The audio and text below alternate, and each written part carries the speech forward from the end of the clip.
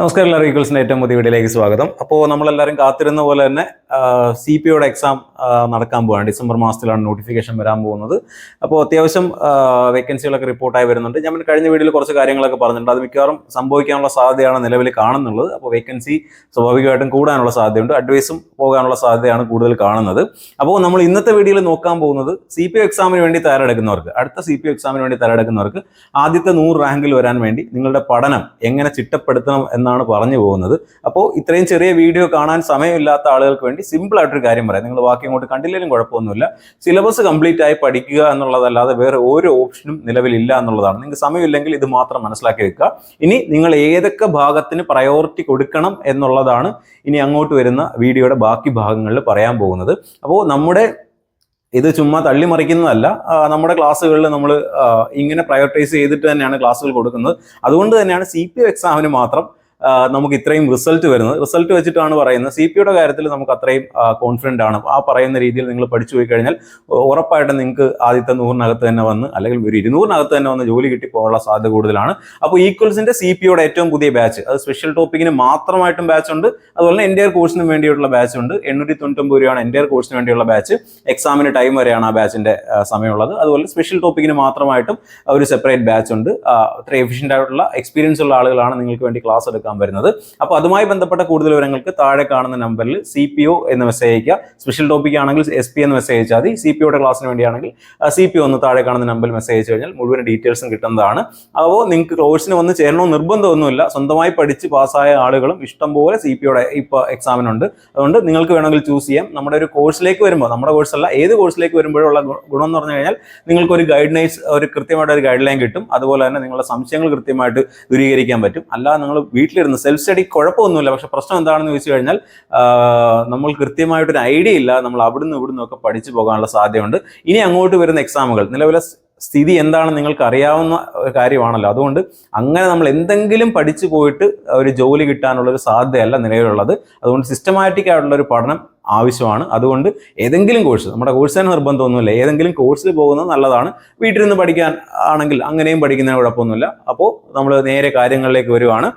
പറയാൻ വന്ന കാര്യം, എങ്ങനെ പഠിക്കണമെന്നുള്ളതിന് മുമ്പിട്ട് ഒരു കാര്യം പറയാം. നമ്മൾ മുൻപ് CPO എക്സാമിനൊക്കെ, പുതിയ ആളുകൾക്ക് വേണ്ടിയാണ് പറഞ്ഞു തരുന്നത്, CPO എക്സാമിനൊക്കെ പഠിക്കുന്ന ആളുകൾ ചെയ്തിരുന്നത് അവരവർക്ക് ബുദ്ധിമുട്ടുള്ള ഭാഗങ്ങളൊന്ന് സ്കിപ്പ് ചെയ്യും. അത് സ്പെഷ്യൽ ടോപ്പിക് കംപ്ലീറ്റ് ആയിട്ട് സ്കിപ്പ് ചെയ്ത് 20 മാർക്കിന്റെ സ്പെഷ്യൽ ടോപ്പിക് കംപ്ലീറ്റ് ആയിട്ട് സ്കിപ്പ് ചെയ്ത പോലീസിൽ അഡ്വൈസ്, കഴിഞ്ഞ ദിവസങ്ങളിൽ അഡ്വൈസ് വന്ന 3 പേര് ഈ സെന്ററിൽ തന്നെ ഉണ്ടായിരുന്നു. അപ്പോൾ അങ്ങനെയും പഠിച്ചവരുണ്ട്. ഇംഗ്ലീഷ് സ്കിപ്പ് ചെയ്തവരുണ്ട്, മലയാളം സ്കിപ്പ് ചെയ്തവരുണ്ട്. അവരുടേതായ പഠിക്കാൻ ബുദ്ധിമുട്ടുള്ള ഭാഗങ്ങൾ സ്കിപ്പ് ചെയ്ത് ജോലി വാങ്ങിയവരും കഴിഞ്ഞ CPO, കഴിഞ്ഞതിനും അതിന് തൊട്ട് മുമ്പത്തെ CPOയിലേക്ക് ഉണ്ടായിരുന്നു. നിങ്ങൾ മനസ്സിലാക്കേണ്ട കാര്യം, ഇനി ആ പരിപാടി നടക്കത്തില്ല. ഒരു പരിപാടി നടക്കത്തില്ല. കട്ട് ഓഫ് സ്വാഭാവികമായിട്ടും കൂടും. അതുകൊണ്ട് ഏതെങ്കിലും ഭാഗത്തുനിന്ന് മാത്രം മാർക്ക് വാങ്ങിക്കൊണ്ട് കയറാൻ പറ്റുമെന്ന് വിചാരിക്കേണ്ട. ഈവൻ മലയാളം പോലും ചോദ്യങ്ങൾ എളുപ്പമായിട്ട് ഉത്തരങ്ങളിലേക്ക് എത്താൻ പറ്റാത്തൊരു സാഹചര്യം നിലവിലുണ്ട്. അതുകൊണ്ട് ആ ഓപ്ഷൻ നിങ്ങൾ കംപ്ലീറ്റ് ആയിട്ട് ഒഴിവാക്കുക എന്നുള്ളതാണ് ആദ്യം പറയാനുള്ളത്. ഇനി രണ്ടാമത്തെ കാര്യം, നിങ്ങൾ ഇനിയിപ്പോൾ പഠിക്കാൻ തീരുമാനിച്ചെങ്കിൽ ആദ്യം നിങ്ങൾ ചെയ്യേണ്ടത് ഒരു റാങ്ക് ഫയൽ വാങ്ങുക എന്നുള്ളതാണ്. റാങ്ക് ഫയൽ നിങ്ങളിൽ 2024 ഏത് റാങ്ക് ഫയലുണ്ട്, ഏതൊന്നും ഇപ്പോൾ നിങ്ങൾ താഴെ വന്നിട്ട് ഏത് റാങ്ക് ഫയൽ വാങ്ങണമെന്ന് എന്നോട് ചോദിക്കരുത്. അത് ലക്ഷ്യയുടെയോ ടാലന്റിന്റെയോ നിങ്ങൾക്ക് ഈ പറയുന്ന ഓക്കെ ആണെന്ന് തോന്നുന്ന ഏത് റാങ്ക് ഫയൽ വേണമെങ്കിലും വാങ്ങാം. 2024 റാങ്ക് ഫയൽ ആണെങ്കിൽ അത്രയും നല്ലതായിരിക്കും. പിന്നെ സ്പെഷ്യൽ ടോപ്പിക്കിന്റെ റാങ്ക് ഫയൽ എനിക്ക് തോന്നുന്നു അവർ കോൺടാക്ട് ചെയ്ത് വെച്ചിട്ട് എനിക്ക് തോന്നുന്നു അവർ പ്രിന്റിങ്ങിലാണ് എന്നാണ് എൻ്റെ വിശ്വാസം. അപ്പോൾ ഉടനെ അത് ഇറങ്ങാനുള്ള സാധ്യതയുണ്ട്. ഇല്ലെങ്കിലും കുഴപ്പമൊന്നുമില്ല. എന്തായാലും ഒരു റാങ്ക് ഫയൽ ആദ്യം വാങ്ങി പഠനം തുടങ്ങുക എന്നുള്ളതാണ് ആദ്യം ചെയ്യേണ്ട കാര്യം. ഇനി സ്പെഷ്യൽ ടോപ്പിക്കിന്റെ കാര്യം. സ്പെഷ്യൽ ടോപ്പിക്ക് നിങ്ങൾക്ക് അറിയാം ഏതൊക്കെയാണ്. BNS ഉണ്ട്, BNSS ഒക്കെ ഉണ്ട്. അപ്പോൾ അതിന്റെ കാര്യത്തിൽ ആദ്യത്തെ പ്രശ്നം, പഴയത് പഠിക്കണോ പുതിയത് പഠിക്കണോ, സിലബസ് വന്നിട്ട് പഠിച്ചാൽ പോരെ. കുറെ യൂട്യൂബേഴ്സ്, അധ്യാപകർ അങ്ങനെ പറയുന്നുണ്ട്, സിലബസ് വരട്ടെ എന്നിട്ട് മതി എന്ന് പറയാം. നിങ്ങൾ മനസ്സിലാക്കേണ്ട ഒരു കാര്യം എന്ന് പറഞ്ഞു കഴിഞ്ഞാൽ, സിലബസിന് വേണ്ടി നിങ്ങൾ സ്പെഷ്യൽ ടോപ്പിക്കിനെ വെയിറ്റ് ചെയ്യണ്ട. അപ്പോൾ കഴിഞ്ഞ തവണ നമ്മൾ SIയുടെ എക്സാമിന് സിലബസ് മാറുമെന്നാണ് വിചാരിച്ചത്, പുതിയ സ്പെഷ്യൽ ടോപ്പിക്ക് വരുമെന്നാണ്. പക്ഷെ മാറാത്തെന്ന് വെച്ച് കഴിഞ്ഞാൽ ഗവൺമെന്റ് ഒരു ഡയറക്ഷൻ ഇല്ലായിരുന്നു. ഇന്ന നാൾ മുതൽ ഇത്ര നാൾ മുതൽ ഇനിയിപ്പോൾ ഇത് എടുത്താൽ മതി, BNS എടുത്താൽ മതി എന്നൊരു ഡയറക്ഷൻ ഇല്ലാത്തതുകൊണ്ടാണ് ആ കൺഫ്യൂഷൻ, ആ കെയോസിലാണ് നമ്മൾ പഴയതിൽ തന്നെ സ്റ്റിക്ക് ഓൺ ചെയ്തത്. ഇനി അങ്ങോട്ട് നിലവിൽ നമ്മുടെ സ്റ്റേഷനുകളിൽ ചാർജ് ചെയ്യപ്പെടുന്നതും അതുപോലെ തന്നെ കോടതികളിലൊക്കെ പുതിയ സെക്ഷൻ അനുസരിച്ചാണ്, പുതിയ നിയമങ്ങൾ അനുസരിച്ചാണ് കേസുകൾ ചാർജ് ചെയ്യുന്നുണ്ട്. അതുകൊണ്ട് തന്നെ ഇനി അങ്ങോട്ട് പഴയ ആ ഒരു ടോപ്പിക്ക് അല്ലെങ്കിൽ പഴയ ആ സ്പെഷ്യൽ ടോപ്പിക്കിന്റെ ആവശ്യമില്ല. അതിനകത്ത് ഫിക്സ്ഡ് ആയിട്ടുള്ള ആ ഒരു മാറാത്ത സാധനങ്ങൾ അതുപോലെ ഉണ്ടാവും. അതല്ലാതെ IPC മാറി BNSഉം അങ്ങനെയൊക്കെ മാറ്റങ്ങൾ ഉണ്ടാവും. അതുകൊണ്ട് പുതിയ സിലബസ് അനുസരിച്ച് പുതുക്കിയ നിയമങ്ങൾ തന്നെയായിരിക്കും സ്പെഷ്യൽ ടോപ്പിക്കിൽ വരുന്നത്. ചില ആളുകൾ അത് പഠിക്കേണ്ട, സ്പെഷ്യൽ ടോപ്പിക്ക് തൽക്കാലം നോക്കണ്ട, ബാക്കി ഭാഗങ്ങൾ നോക്കാനൊക്കെ പറയുന്നുണ്ട്. അത് എനിക്കൊരു നല്ല കാര്യമായിട്ട് തോന്നുന്നില്ല. നിങ്ങൾ എല്ലാം ഒരുപോലെ തന്നെ ഈവനായിട്ട് പഠിച്ചു പോയിട്ടേ കാര്യമുള്ളൂ. സ്പെഷ്യൽ ടോപ്പിക്ക് നിങ്ങൾക്ക് ധൈര്യമായിട്ട് പഠിക്കാം. നിങ്ങൾ മനസ്സിലാക്കേണ്ട, പുതിയ ആളുകളാണ്, പഴയ ആളുകൾക്ക് ആൾറെഡി അറിയാം. സ്പെഷ്യൽ ടോപ്പിക്കിൽ നമുക്ക് സെക്ഷൻ ചോദിക്കുന്ന പരിപാടി PSCക്ക് ഇല്ല. ഈ സെക്ഷൻ മർഡറിന്റെ സെക്ഷൻ എത്രയാണ്, 302 മർഡർ സെക്ഷൻ എത്രയാണ്, അങ്ങനെയുള്ള സാധനം നമുക്ക് പരീക്ഷയ്ക്കില്ല. അത് ഇൻഗ്രീഡിയൻസ് നമ്മളിപ്പോൾ ലോ പഠിക്കുന്ന ആളുകൾക്ക് അറിയാൻ പറ്റും. എല്ലാ സെക്ഷനും ഒരു ഇൻഗ്രീഡിയൻസ് ഉണ്ടാവും. അപ്പോൾ ഒരാളെ കുത്തി അല്ലെങ്കിൽ അയാൾ മരണപ്പെട്ടു എന്നുള്ളത് കൊണ്ട് മാത്രം അത് മർഡർ ആവുന്നില്ല. അത് ഒരു കൊലപാതകമാകണമെങ്കിൽ അതിൽ കുറേ ഇൻഗ്രീഡിയൻസ് ഉണ്ട്, കുറേ ഫാക്ടേഴ്സ് ഉണ്ട്. ആ ഫാക്ടേഴ്സ് ആണ് എപ്പോഴും PSC ചോദിക്കുന്നത്. അപ്പോൾ ആ ഫാക്ടറിലൊന്നും, ആ പറയുന്ന ഘടകങ്ങളിലൊന്നും യാതൊരു മാറ്റവും പുതിയ നിയമത്തിലും ഇല്ല. അതുകൊണ്ട് നിങ്ങൾക്ക് കഴിഞ്ഞ സിലബസ് എന്താണോ ആ സിലബസിൽ കൊടുത്തിരിക്കുന്ന ഇപ്പോൾ 260 പബ്ലിക് ന്യൂസൻസ് തൊട്ട് തുടങ്ങുന്നുണ്ട്, ഈ പറയുന്ന ജനറൽ എക്സെപ്ഷൻസ് തൊട്ട് തുടങ്ങി പബ്ലിക് ന്യൂസൻസിലേക്ക് വന്ന് ഒഫൻസസ് അഗൈൻസ്റ്റ് ബോഡി അങ്ങനെ തുടങ്ങി പോകുന്ന ആ സാധനങ്ങൾ ഇത്തവണയും സിലബസിൽ റിപ്പീറ്റ് ചെയ്യും. കാരണം നമ്മുടെ സിലബസിൽ IPCയിലാണെങ്കിലും BNSലാണെങ്കിലും ഒരു പോലീസുകാരൻ പഠിക്കേണ്ട ഏറ്റവും ഇമ്പോർട്ടൻ്റ് ആയിട്ടുള്ള ഭാഗങ്ങളാണ് അതിനകത്തുള്ളത്. അതുകൊണ്ട് പുതിയ സിലബസ് വരുമ്പോഴും ആ ഭാഗങ്ങളൊന്നും മാറാൻ പോകുന്നില്ല. അതുകൊണ്ട് ധൈര്യമായിട്ട് കഴിഞ്ഞ സിലബസ് വെച്ച് പുതിയ സിലബസിൽ BNS ഇപ്പോൾ IPCയിൽ വന്ന മാറ്റങ്ങൾ BNSൽ ചെറിയ ചെറിയ മാറ്റങ്ങളാണുള്ളത്. അതിൽ പ്രധാനമായിട്ടും ഒഫൻസിന്റെ പണിഷ്മെന്റിലൊക്കെയാണ് പ്രധാന മാറ്റം ഉണ്ടായിരിക്കുന്നത്. അത് ക്ലാസ്സുകളിലേക്ക് നിങ്ങൾക്ക് മനസ്സിലാവും. അപ്പോൾ ആ ഒരു സെക്ഷൻ നിങ്ങൾ അതുപോലെ പഠിച്ചു. അപ്പോൾ 302 ആണ് അതിനകത്ത് IPCയിൽ കൊടുക്കുന്നതെങ്കിൽ നിങ്ങൾക്ക് BNSൽ 302ന് പകരം വരുന്ന സെക്ഷൻ ഏതാണ് അത് അതുപോലെ പഠിക്കാം, ഒരു കുഴപ്പമില്ല. നിങ്ങൾ IPC നോക്കേണ്ട പോലെ BNSൽ ആ സെക്ഷൻ ഇപ്പോൾ നിങ്ങൾ സിലബസ് എടുക്കുക. സിലബസിൽ ഇപ്പോൾ ഇങ്ങനെ കൊടുത്തിട്ടുണ്ടാവും 83, 84 എന്നിങ്ങനെ IPCയിൽ 83, 84 കൊടുത്തിട്ടുണ്ടാവും. നിങ്ങൾ അതുപോലെ തന്നെ BNSന്റെ എടുക്കുക. അപ്പോൾ 100 തൊട്ടാണ് തുടങ്ങുന്നത്. അവിടുന്ന് കൃത്യമായിട്ട് ആ സെക്ഷനുകളെല്ലാം പഠിച്ചു വന്നാൽ മതി. വലിയ ബുദ്ധിമുട്ടൊന്നുമില്ല. അങ്ങനെ നിങ്ങൾക്ക് ഫോളോ ചെയ്യാം. പിന്നെ അത് ബുദ്ധിമുട്ടുണ്ടെങ്കിൽ നിങ്ങൾ വെയിറ്റ് ചെയ്യുക എന്നുള്ളതാണ്. വെയിറ്റ് ചെയ്യുന്നത് എന്നെ സംബന്ധിച്ചിടത്തോളം വെയിറ്റ് ചെയ്യണം എന്നുള്ളതാണ്. നിങ്ങൾക്ക് അത് വെച്ച് തന്നെ പഠിച്ചു പോകാം. പുതിയ BNSന്റെ PDF-കളൊക്കെ ആൾറെഡി അവൈലബിൾ ആയിട്ടുണ്ട്. അപ്പോൾ അത് നിങ്ങൾ വെച്ച് ധൈര്യമായിട്ട് പഠിച്ചു പോവുക. സ്പെഷ്യൽ ടോപ്പിക്കിൽ മിനിമം ഒരു 17-18 മാർക്ക് സ്കോർ ചെയ്യുന്ന തരത്തിലായിരിക്കണം നിങ്ങളുടെ പഠനം. സ്പെഷ്യൽ ടോപ്പിക്കിൽ മിനിമം ഏറ്റവും കുറഞ്ഞത് 17 മാർക്ക് സ്കോർ ചെയ്യണം. ഇനി അങ്ങോട്ടുള്ള എക്സാമുകളിൽ റാങ്ക് മേക്കിംഗ് ആയിട്ട് വരുന്ന ഒരു സാധ്യതയുള്ള ഒരു ഭാഗമാണ്. കാരണം എല്ലാവരും 17-18 അവിടെ സ്കോർ ചെയ്യും. അപ്പോൾ നമ്മൾ അവിടുന്ന് പിറകിലേക്ക് പോയി കഴിഞ്ഞാൽ ആൾറെഡി പോലീസ് എക്സാമിന് വേണ്ടി കഴിഞ്ഞ തവണ തയ്യാറെടുത്ത ആളുകൾ അവിടെ അവർ BNSും പഴയ നിയമവും പുതിയ നിയമവും ഒരുമിച്ച് പഠിച്ചു വന്നവരാണ്. അപ്പോൾ അവർക്ക് പെട്ടെന്ന് ഇത് പഠിച്ചെടുക്കാൻ പറ്റും. അതുകൊണ്ട് പുതിയ ആളുകൾ ആദ്യം തന്നെ തുടങ്ങുന്നതിന് യാതൊരു കുഴപ്പമില്ല. അപ്പോൾ 20 മാർക്ക് സ്പെഷ്യൽ ടോപ്പിക്ക് വളരെ ഇമ്പോർട്ടൻ്റ് ആണ്. ഇപ്പോൾ തന്നെ പഠിച്ചു തുടങ്ങുക. BNSും BNSS ഒക്കെ വെച്ച് തന്നെ പഠിക്കുക. സംശയം ഉണ്ടെങ്കിൽ നിങ്ങൾ ഏതെങ്കിലും മിക്കവാറും സ്പെഷ്യൽ ടോപ്പിക്കിന്റെ ഒരു ക്ലാസ് കൂടി നമുക്ക് യൂട്യൂബിൽ തരാൻ പറ്റുമെങ്കിൽ അങ്ങനെ തരാൻ പറ്റുമെന്നാണ് എൻ്റെ വിശ്വാസം. അങ്ങനെയാണെങ്കിൽ നമുക്ക് ആ ക്ലാസ്സുകൾ കൂടി എടുത്തു പോകാം. അപ്പോൾ സ്പെഷ്യൽ ടോപ്പിക്കിന്റെ കാര്യം പറഞ്ഞു, ധൈര്യമായിട്ട് പഠനം തുടങ്ങുക. അതിനുശേഷം അടുത്തത് കറണ്ട് അഫയേഴ്സ്. സ്പെഷ്യൽ ടോപ്പിക്കിന് 20 മാർക്കാണ്, കറണ്ട് അഫയേഴ്സിന് 10 മാർക്കാണ്. എല്ലാവരും ഒഴിവാക്കുന്ന ഭാഗമാണ് കറണ്ട് അഫയേഴ്സ്. കാരണം പഠിക്കാൻ പാടാണ്. 100, 200, 300 ചോദ്യങ്ങൾ വരും. എന്താ പ്രശ്നം? ഏറ്റവും അവസാനം എക്സാം സമയമാകുമ്പോൾ ഏറ്റവും അവസാനത്തെ 2 മാസമാണ് കറണ്ട് അഫയേഴ്സ് നോക്കുന്നത്. സ്വാഭാവികമായിട്ടും അങ്ങനെ വരുമ്പോൾ കറണ്ട് അഫയേഴ്സ് നമുക്ക് ബുദ്ധിമുട്ടായിട്ട് മാറും. ദയവ് ചെയ്ത് നിങ്ങൾ ചെയ്യരുത്. ഇപ്പോൾ ഡിസംബർ ആകുന്നതേ ഉള്ളൂ. നിങ്ങൾക്ക് 2024 ജനുവരി മുതലുള്ള മന്ത്ലി കറണ്ട് അഫയേഴ്സ് ഏതെങ്കിലും 100 മാർക്ക് യൂട്യൂബിൽ കാണും. ചിലപ്പോൾ ഞാനും ചെയ്യും. ഈ 100 ക്വസ്റ്റ്യൻസ് പഠിച്ചു കഴിഞ്ഞാൽ കറണ്ട് അഫയേഴ്സ് ഫുള്ള് കിട്ടും എന്നൊക്കെ പറഞ്ഞ് വീഡിയോ കാണും. ശരിയാണ്. പക്ഷെ നിങ്ങൾ അങ്ങനെയല്ല ചെയ്യേണ്ടത്. നമുക്ക് കറണ്ട് അഫയേഴ്സിലെ ഫുൾ മാർക്കും വേണമെങ്കിൽ നിങ്ങൾ 2024 ജനുവരി, ഫെബ്രുവരി, മാർച്ച് എന്നിങ്ങനെ എടുത്ത് ഓരോ മാസത്തിലെയും കറണ്ട് അഫയേഴ്സ് കൃത്യമായിട്ട് കണ്ടെത്തി അത് പഠിക്കുക എന്നുള്ളതാണ്. പിന്നെ അത് കഴിഞ്ഞു പോയ കാര്യമാണ്. നിങ്ങൾ ഡിസംബറിൽ പഠനം തുടങ്ങുന്ന ആളുകളാണെങ്കിൽ ഡെയിലി പത്രം വായിക്കുക. പത്രത്തിൽ നിന്ന് തന്നെയാണ് കറണ്ട് അഫയേഴ്സ് വരുന്നത്. വേറെ എവിടെയല്ല, വേറെ ഒരു സോഴ്സും അല്ല. നിങ്ങൾ തൊഴിൽ വാർത്ത, തൊഴിൽ വീതി, PSC ബുള്ളറ്റിൻ എന്തെന്ന് പറഞ്ഞു കഴിഞ്ഞാലും ഇവരെല്ലാം എന്തിൽ നിന്നാണ് ചോദ്യങ്ങളുണ്ടെന്ന് വെച്ച് കഴിഞ്ഞാൽ നമ്മുടെ ചുറ്റും നടക്കുന്ന കാര്യങ്ങളിൽ നിന്നാണ് ചോദ്യം ഉണ്ടാകുന്നത്. കാരണം പത്രത്തിലില്ലാത്ത ഒരു ചോദ്യവും ഇതുവരെ PSC ചോദിച്ചിട്ടില്ല. അതുകൊണ്ട് ഡെയിലി പത്രം വായിച്ചിട്ട് ആദ്യത്തെ 100 റാങ്ക് വാങ്ങിക്കുന്നവരുടെ കാര്യമാണ് പറയുന്നത്. അല്ലാതെ ഒരു 300, 400 ഒക്കെ പോകുന്നവർക്ക് അതിൻ്റെ ഒന്നും ആവശ്യമില്ല. അവസാന നിമിഷം ഒരു 100, 200 കറണ്ട് അഫയേഴ്സ് പ്രധാനപ്പെട്ട പഠിച്ചു പോയാൽ 100 റാങ്കിനകത്ത് വരണമെങ്കിൽ ഡെയിലി പത്രം വായിച്ചു പോവുക. അല്ലെങ്കിൽ എനിക്ക് തോന്നുന്നു ടെലഗ്രാമിലൊക്കെ അത്യാവശ്യം ചാനലിൻ്റെ പേര് ഞാൻ മറന്നുപോയി. നിങ്ങൾക്ക് അറിയാമെങ്കിൽ താഴെ ഒന്ന് കമൻറ്റ് ചെയ്താൽ കൊള്ളായിരുന്നു. ബാക്കിയുള്ളവർക്ക് കൂടി ഉപകാരപ്പെടും. ഈ പറയുന്ന കറണ്ട് അഫയേഴ്സ് അത്യാവശ്യം നന്നായി അപ്ഡേറ്റ് ചെയ്തിരുന്ന ഒരു ചാനലുണ്ട്. ആ ചാനൽ നിങ്ങൾക്ക് ഫോളോ ചെയ്യാം. അവരും പത്രം വെച്ചിട്ടാണ് അവരത് ചെയ്യുന്നതെന്നാണ് എൻ്റെ വിശ്വാസം. ഞാൻ മറന്നുപോയി. അപ്പോൾ ആ ചാനൽ ഫോളോ ചെയ്യുന്നില്ല, അതുകൊണ്ട് കൃത്യമായിട്ട് അറിയില്ല. അപ്പോൾ ആ ചാനൽ വേണമെങ്കിൽ നിങ്ങൾക്ക് ഫോളോ ചെയ്യാം. അപ്പോൾ അത് കറണ്ട് അഫയേഴ്സ്. ഇത് രണ്ട് സ്കിപ്പ് ചെയ്യാൻ പാടില്ലാത്ത കാര്യമാണ്.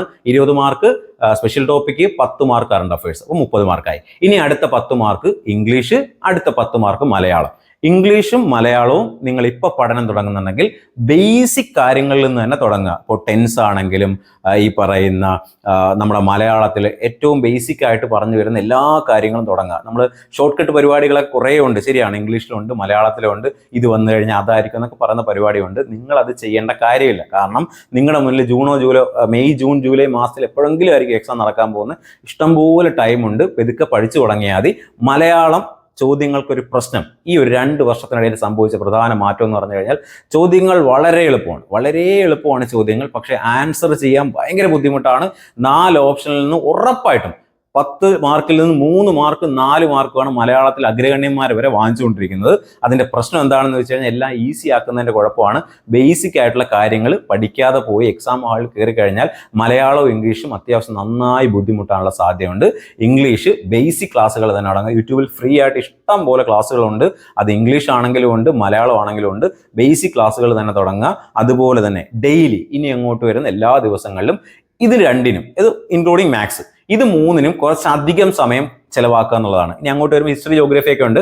അതിന് നിങ്ങൾ അത്രയും സമയം ചിലവാക്കണ്ട. പക്ഷേ മാത്സും ഇംഗ്ലീഷും അതുപോലെ തന്നെ മലയാളത്തിനും ഞാൻ പറയുന്നു, മറ്റാരും അങ്ങനെ പറയണമെന്നില്ല, ഞാൻ പറയുന്നു അതിന് ഉറപ്പായിട്ടും നിങ്ങൾ കൂടുതൽ സമയം 1 മണിക്കൂറെങ്കിലും എക്സ്ട്രാ നിങ്ങൾ ഇതിനു വേണ്ടി കണ്ടെത്തണം. ബേസിക് തൊട്ട് തന്നെ, ഇംഗ്ലീഷിന്റെ ബേസിക്സ് എന്താണോ അത് തൊട്ട് തന്നെ, ടെൻസ് ആണെങ്കിൽ ടെൻസ്, മാത്സിന്റെ ബേസിക്സ് എന്താ, മാത്സിന്റെ ബേസിക്സ് എന്ന് പറഞ്ഞു കഴിഞ്ഞാൽ നമ്മൾ ഈ പറയുന്ന അടിസ്ഥാന ക്രിയകൾ തൊട്ട് LCM HCF തൊട്ട് ഫ്രാക്ഷൻസ്, ശതമാനം തൊട്ട്, ഇങ്ങനെ ബേസിക് കാര്യങ്ങൾ, ശതമാനമൊക്കെ എല്ലാ ചോദ്യത്തിനും ഉണ്ടാവുന്നതാണ്.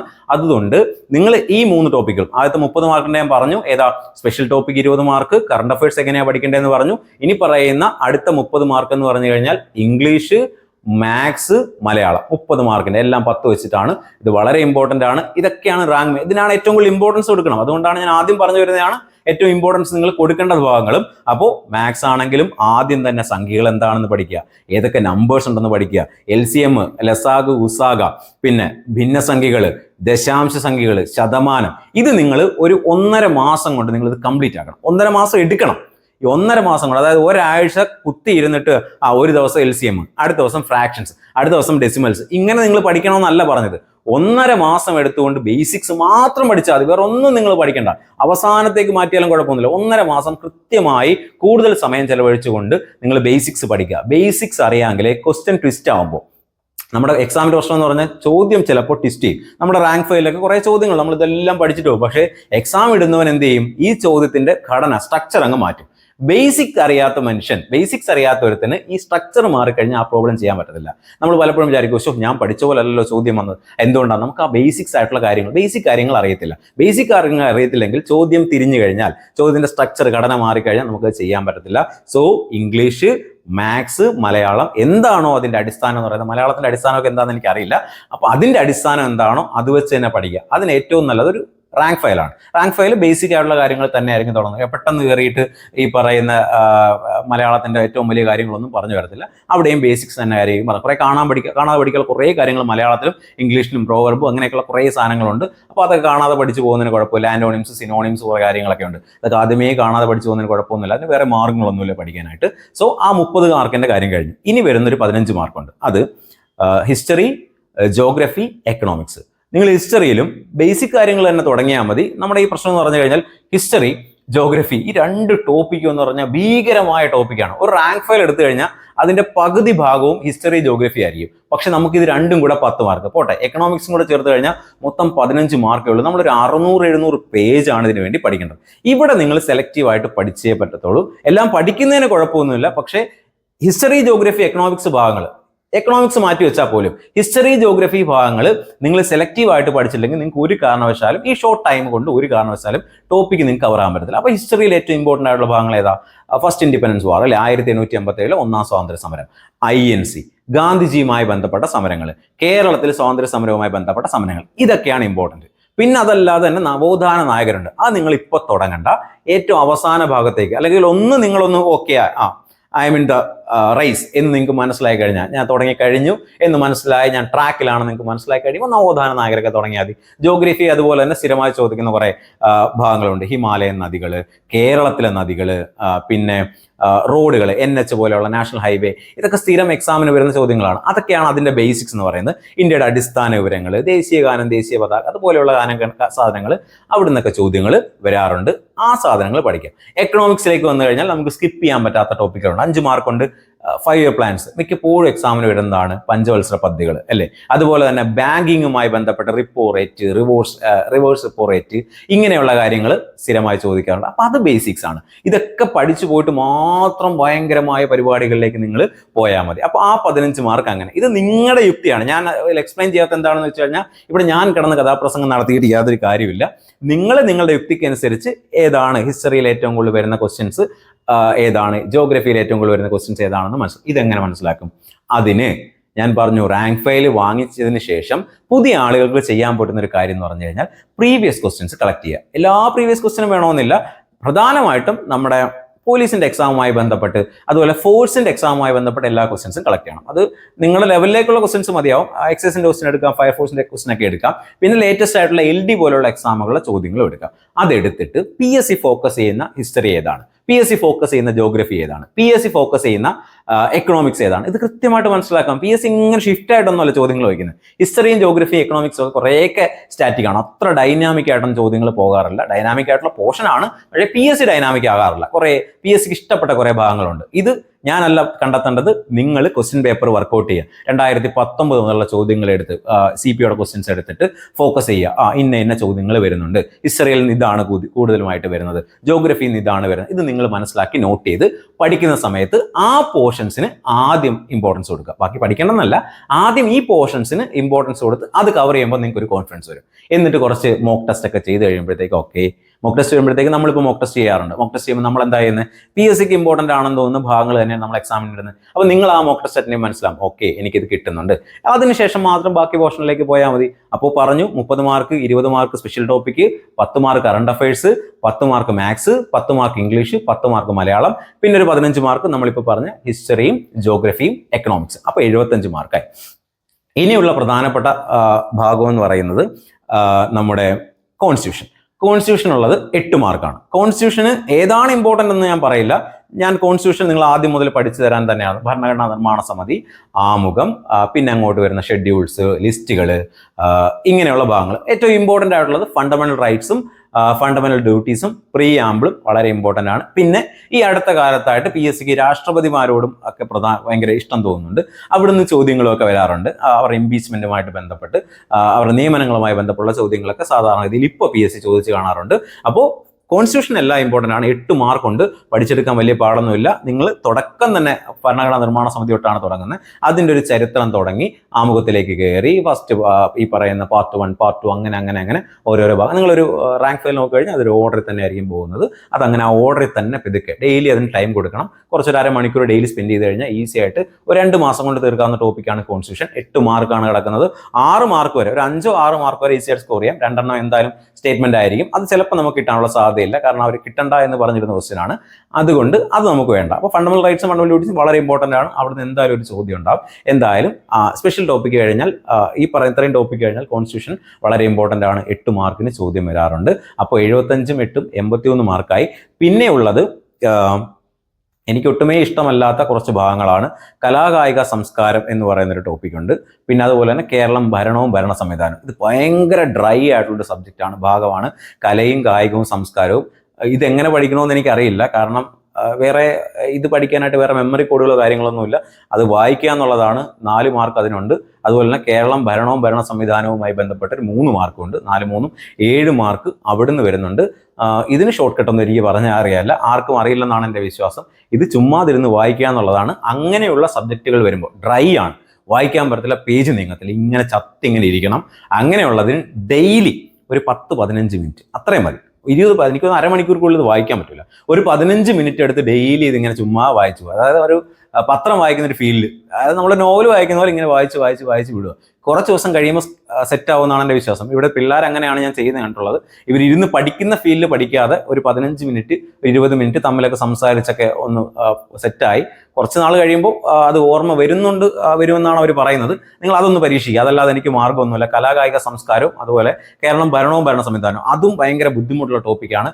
ഒരു 10-11 സബ് ടോപ്പിക്കുകളാണ് ഇത് വരുന്നത്. അത് ഭയങ്കര ഡ്രൈ ആണ്. നമുക്ക് ആവശ്യമുണ്ടോ ആവശ്യമില്ലെന്ന് പോലും എനിക്ക് മനസ്സിലാകാത്ത ടോപ്പിക്കാണ്. അതും നിങ്ങൾ പഠിക്കുക. പിന്നെ വരുന്നൊരു ടോപ്പിക് 10 മാർക്കിൻ്റെ ഭാഗമാണ് നമ്മുടെ ബയോളജി എന്ന് പറയുന്നൊരു ഭാഗമായിട്ടല്ല, കേരളം പിന്നെ അടിസ്ഥാന വിവരങ്ങൾ അങ്ങനെയൊക്കെ പറഞ്ഞൊരു ഭാഗമാണ് വരുന്നത് ഈ പറയുന്ന ബയോളജി ആയിട്ട്. പിന്നെ ഫിസിക്സ് ഉണ്ട്, കെമിസ്ട്രി ഉണ്ട്. 4, 3, 3 ഇങ്ങനെ 10 മാർക്കിനാണ് വരുന്നത്. ഫിസിക്സിനും കെമിസ്ട്രിയോട് 6 മാർക്കും ബാക്കി 4 മാർക്കുമാണ് വരുന്നത്, 10 മാർക്ക്. ഇത് നേരത്തെ ഹിസ്റ്ററി ജോഗ്രഫി പറഞ്ഞ കണക്ക് തന്നെ അണ്ടകടാഹം പോലെ കിടക്കുന്ന ഒരു ഭാഗമാണ്. ഇത് ചില ആളുകളുടെ അഡ്വാൻറ്റേജ് എന്ന് പറഞ്ഞാൽ സയൻസ് പഠിച്ച ആളുകൾക്ക് അഡ്വാൻറ്റേജ് ആണ്. പെട്ടെന്ന് നിങ്ങൾക്ക് അടിച്ചുവിടാൻ പറ്റും.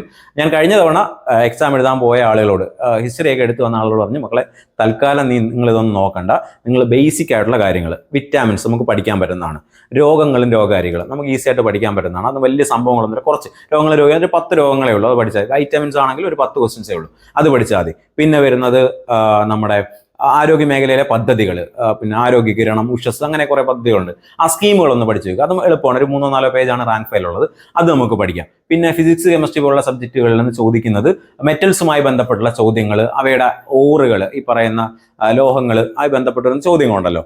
അതുപോലെ തന്നെ ആറ്റം, കോശം, പിന്നെ അസ്ഥിയുമായി ബന്ധപ്പെട്ട അസ്ഥി, ഗ്ലാൻഡുകൾ, ഇത്തരത്തിലുള്ള ചോദ്യങ്ങൾ റിപ്പീറ്റ് ചെയ്യണം. അത് നിങ്ങൾ മനസ്സിലാക്കുന്നതിനാണ് ഞാൻ നേരത്തെ പറഞ്ഞ മെത്തേഡ് നോക്കുക. ബയോളജി, ഫിസിക്സ്, കെമിസ്ട്രിയിൽ നിന്ന് PSC ചോദിക്കുന്ന ചോദ്യങ്ങൾ കണ്ടെത്തുക. നിങ്ങൾ ഇത് ക്വസ്റ്റ്യൻ പേപ്പർ വർക്കൗട്ട് ചെയ്യുന്ന പണ്ട് മുതലേ നമ്മൾ ചെയ്യുന്നൊരു പരിപാടിയാണ്. പക്ഷേ നിങ്ങൾ 2015 അതിന് മുമ്പുള്ള അല്ലെങ്കിൽ 17 മുമ്പുള്ള ചോദ്യങ്ങളിലേക്കൊന്നും പോകണ്ട. അവിടെ നിന്നൊക്കെ PSC ഷിഫ്റ്റ് ആയിട്ടുണ്ട്. അതൊന്നും നമുക്ക് വേണ്ട. അതല്ലാതെ പുതിയ പാറ്റേണിലേക്ക് പോയി കഴിഞ്ഞാൽ, പുതിയ പാറ്റേൺ അനുസരിച്ചുള്ള ചോദ്യങ്ങളിലേക്ക് നമ്മൾ പോകുമ്പോൾ PSC ഫോക്കസ് ചെയ്യുന്ന ഏരിയ മനസ്സിലാവും. അപ്പോൾ അവിടെ നിന്ന് തന്നെയാണ് ഇപ്പോഴും ചോദ്യങ്ങൾ വന്നുകൊണ്ടിരിക്കുന്നത്. പക്ഷേ അതിൽ ചില ചോദ്യങ്ങൾ കറണ്ട് അഫയേഴ്സുമായി റിലേറ്റ് ചെയ്ത് വരുന്നതാണ്. അത് നമ്മളൊന്ന് ഇരിക്കാനുള്ള സാധ്യതയുണ്ട്. അപ്പോൾ ഈ ഒരു 10 മാർക്ക് കുറച്ച് റിസ്ക് ആണ്, ഒരുപാട് പഠിക്കാനുണ്ട്. നമ്മുടെ ഒരു ടെക്സ്റ്റ് ബുക്കിലുള്ള എല്ലാ ഭാഗങ്ങളും ആൾമോസ്റ്റ് ഇന്ന് തന്നെ വരുന്നുണ്ട്. അപ്പോൾ ഇവിടെ ഞാൻ നിങ്ങൾക്ക് സജസ്റ്റ് ചെയ്യുന്ന ബയോളജിയും ഫിസിക്സും കെമിസ്ട്രിയും ഞാൻ നിങ്ങൾക്ക് 10 മാർക്കിൻ്റെ ആ പോർഷൻസ് പഠിക്കാനായിട്ട് നിങ്ങൾക്ക് സജസ്റ്റ് ചെയ്യുന്നത് SCR ടെക്സ്റ്റ് ബുക്കാണ്. അതിൽ നിങ്ങൾ 5ാം ക്ലാസ് മുതൽ, 7ാം ക്ലാസ് അല്ല, പല ആളുകൾ 8 മുതൽ പഠിച്ചാൽ പറയുന്നുണ്ട്. ഞാൻ പറയത്തില്ല, 5 മുതൽ 10 വരെയുള്ള SCRT പുസ്തകങ്ങൾ വെച്ചിട്ട് വേണം ഫിസിക്സും കെമിസ്ട്രിയും ബയോളജിയും നിങ്ങൾ പഠിക്കാൻ. ഒരു 10 മാർക്കിൽ നിങ്ങൾ നന്നായിട്ട് ഇത് പഠിക്കുകയാണെങ്കിൽ 7 മാർക്ക് വരെ, അതിൽ കൂടുതൽ ഞാൻ പറയത്തില്ല, 7 മാർക്ക് വരെ ഈസി ആയിട്ട് നിങ്ങൾക്ക് സ്കോർ ചെയ്യാൻ പറ്റും. ഏതിന്നാ? Biology, physics, chemistry. അവിടെ നിങ്ങൾ, ഞാൻ ഒരു സംശയം വേണ്ട, സ്റ്റിക്ക് ഓൺ ടു SCRT തന്നെ പഠിച്ചാൽ മതി. അപ്പോൾ നിങ്ങൾ ചോദിക്കും ബാക്കിയുള്ള ഭാഗങ്ങൾക്കൊന്നും SCRT വേണ്ടതെന്ന്. അപ്പോൾ ഞാൻ പറയും റാങ്ക് ഫയലിലും SCRT ഫോക്കസ് ചെയ്താനാണ് ഇപ്പോൾ പോകുന്നത്. അതുകൊണ്ട് നിങ്ങൾ ഹിസ്റ്ററി ജോഗ്രഫിയൊക്കെ പഠിക്കാനായിട്ട് ഏതെങ്കിലും ഒന്ന് ഉപയോഗിച്ചാൽ മതി. ഒന്നെങ്കിൽ നിങ്ങൾ SCRT പഠിക്കാം, അല്ലെങ്കിൽ നിങ്ങൾക്ക് റാങ്ക് ഫയൽ ഉപയോഗിക്കാം. ഇപ്പോൾ ആൾമോസ്റ്റ് എല്ലാ റാങ്ക് ഫയലും ഇത് തന്നെയാണ് പറഞ്ഞത്, SCRT ഇൻക്ലൂഡഡ് ആണ്. അപ്പോൾ നിങ്ങൾ അത് വായിക്കുമ്പോൾ തന്നെ അതിൻ്റെ കൂടെ SCRT വരും. ഇനി വേണമെങ്കിൽ അങ്ങനെ പഠിക്കുന്ന ആളുകൾക്ക് ഡെയിലി നമ്മുടെ കോഴ്സിന് ചെയ്യുന്നൊരു പരിപാടിയാണ്.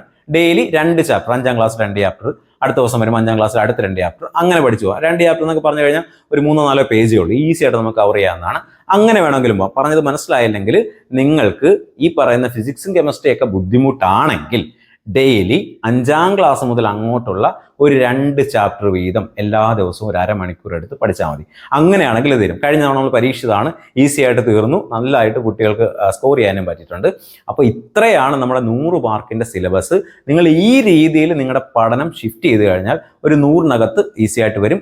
ഒരു ഭാഗവും സ്കിപ്പ് ചെയ്യരുത്. ചില ഭാഗങ്ങൾ ഡ്രൈ ആണ്, നമ്മളുമായിട്ട് യാതൊരു ബന്ധമില്ലാത്ത ഭാഗങ്ങളുണ്ട്. അപ്പോൾ ഫിസിക്സ്, കെമിസ്ട്രി, ഹിസ്റ്ററി പഠിച്ചു വന്നവന് ഭയങ്കര ബുദ്ധിമുട്ടായിരിക്കും. അതുപോലെ തന്നെ ഈ ഫിസിക്സും കെമിസ്ട്രി എടുത്തു വന്നവന് ഹിസ്റ്ററി പഠിക്കാൻ ഭയങ്കര ബുദ്ധിമുട്ട്. അതങ്ങനെ ഒരു ക്യാവസ് അവിടെ ഉണ്ടല്ലോ. അപ്പോൾ നിങ്ങൾ ചെയ്യേണ്ടത് ഏറ്റവും പാടുള്ള ടോപ്പിക്ക് അങ്ങോട്ട് തള്ളിക്കളയരുത്, ഏറ്റവും അവസാനത്തേക്ക് ഇടരുത്. നിങ്ങൾക്ക് ഏറ്റവും ബുദ്ധിമുട്ടുള്ള ഭാഗം ഏതാണോ അത് വേണം നിങ്ങൾ ഫസ്റ്റിൽ തുടങ്ങാൻ. ഇല്ലെങ്കിൽ ഏറ്റവും അവസാനം വരെ ടെൻഷനാവും. നിങ്ങൾക്ക് ബുദ്ധിമുട്ടുള്ള ഭാഗങ്ങൾ ആദ്യം തീർത്ത് കഴിഞ്ഞാൽ നിങ്ങൾക്ക് മനസ്സിലാകും, ഓക്കെ ഇത് ഇത്രയേ ഉള്ളൂ, ഇനി ഇത് അങ്ങോട്ട് തീർക്കാൻ വലിയ പാടൊന്നുമില്ല. അപ്പോൾ ഇത്രയും കാര്യങ്ങളേ ഉള്ളൂ. നിങ്ങൾ മനസ്സിലാക്കേണ്ടത് competition is very very big. നമ്മൾ ഉദ്ദേശിച്ച ആ ലെവലിലല്ല കോമ്പറ്റീഷൻ നടക്കാൻ പോകുന്നത്. ഈ പറയുന്ന തസ്തികകളിലൊന്നും നിയമനം കാര്യമായിട്ട് നടക്കുന്നുണ്ട്, ഒരു സത്യമാണ്. അപ്പോൾ സ്വാഭാവികമായിട്ട് എല്ലാവരും ഇങ്ങോട്ട് ഇടിച്ചു കയറാൻ തുടങ്ങും. പിന്നെ പുറത്തോട്ടുള്ള പോക്കൊക്കെ സ്വാഭാവികമായിട്ട് നിന്നിട്ടുണ്ട്. അപ്പോൾ എല്ലാവരും ഇങ്ങോട്ട് ഫോക്കസ് ഷിഫ്റ്റ് ആയിട്ടുണ്ട്. അതിനനുസരിച്ച് നമ്മുടെ കോമ്പറ്റീഷൻ കൂടും. ആൾറെഡി മറ്റ് എക്സാമുകൾക്ക് വേണ്ടി SSCക്കൊക്കെ പഠിക്കുന്ന ആളുകളാണ് ഇങ്ങോട്ട് വരാൻ പോകുന്നത്. അവരെ നമ്മൾ അണ്ടർ എസ്റ്റിമേറ്റ് ചെയ്യരുത്. നമ്മൾ എത്ര എഫേർട്ട് എടുക്കുന്നോ അതിനനുസരിച്ചാണ് നമ്മൾ റാങ്കിലേക്ക് വരുന്നത്. നിങ്ങൾ 100 മാർക്കും വാങ്ങാൻ വേണ്ടിയുള്ള പഠനം, അതാണ് വേണ്ടത്. ആദ്യത്തെ 100 റാങ്ക് എന്ന് പറഞ്ഞാൽ അതാ, 100 മാർക്ക് വാങ്ങിക്കാനുള്ള പഠനമാണ് നിങ്ങൾക്ക് വേണ്ടത്. ആ പഠനത്തിലേക്ക് പോയി കഴിഞ്ഞാൽ മിനിമം നമുക്കൊരു 70-75 മാർക്ക് കിട്ടും. അതൊക്കെ സൂപ്പർ റാങ്കാണ്. അത്രയും മാർക്കൊന്നും സാധാരണഗതിയിൽ പോലീസിന് വരാറില്ല. എന്നാലും നമുക്ക് അങ്ങനെയാണല്ലോ പഠിക്കേണ്ടത്. ആ ഒരു രീതിയിൽ പഠിച്ചു പോയി കഴിഞ്ഞാൽ ഈസി ആയിട്ട് പോലീസാകാൻ പറ്റും.